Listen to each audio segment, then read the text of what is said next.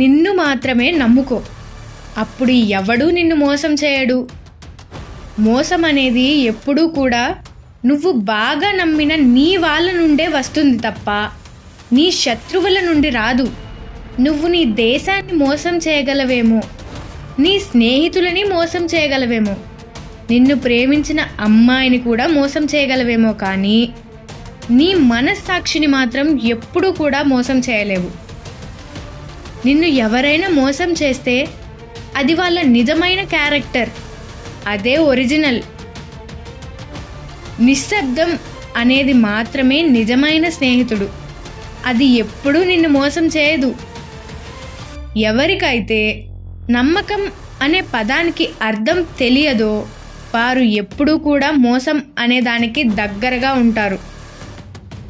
నిన్ను చావు దెబ్బ కొట్టాలి అని చూసేవారికి నువ్వు ఇవ్వాల్సిన మంచి గిఫ్ట్ వారిని మోసం చేయడమే.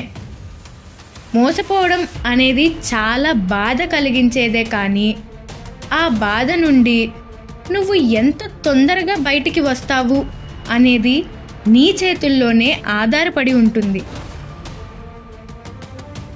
జీవితం అనేది నీ ముందు ఎంత నిజాయితీగా ఉంటారు అనేది కాదు, నీ వెనుకాల కూడా ఎంత నిజాయితీగా ఉంటారు అనేది.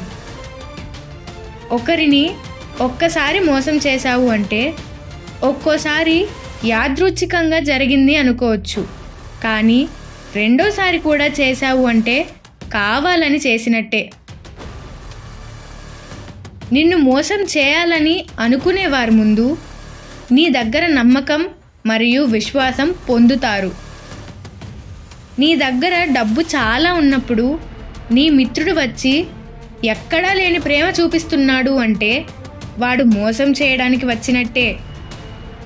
ఒకరి నమ్మకాన్ని మనం వమ్ము చేయడం అంటే మంచి కాగితాన్ని నలిపివేయడం లాంటిది. నువ్వు ఎంత ప్రయత్నం చేసినా కూడా కాగితం మళ్ళీ చక్కగా అవ్వదు. చాలా పెద్ద తప్పిదం ఒక మగవాడు చేసేది ఏంటి అంటే తన జీవితం సమస్యల్లో ఉన్నప్పుడు ఏ మహిళ అయితే తనకు సహాయంగా నిలిచిందో ఆ మహిళనే మోసం చేయడం. స్నేహం అనేది ముసుగు ధరించి నిన్ను మోసం చేయడానికి నీ జీవితంలోకి వస్తారు కొంతమంది. వారితో జాగ్రత్త. శత్రువు అయినా క్షమించడం సులభమే, కానీ మిత్రుడిని క్షమించలేము. మోసం అనేది నీ హృదయాన్ని ముక్కలుగా చేయడమే కాదు, నీ ఆత్మను కూడా పలుచబరుస్తుంది.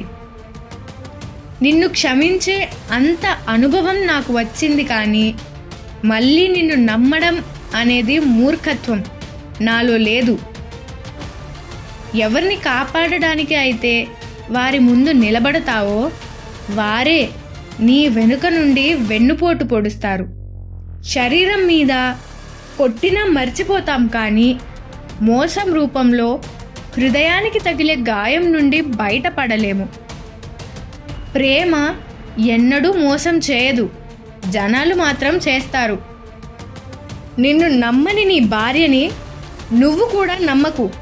నిన్ను మోసం చేసిన నీ భార్యను నువ్వు క్షమిస్తావు కావచ్చు, కానీ తొందరలోనే తెలుసుకుంటావు తనను ఇక ఎప్పటికీ నమ్మరాదని.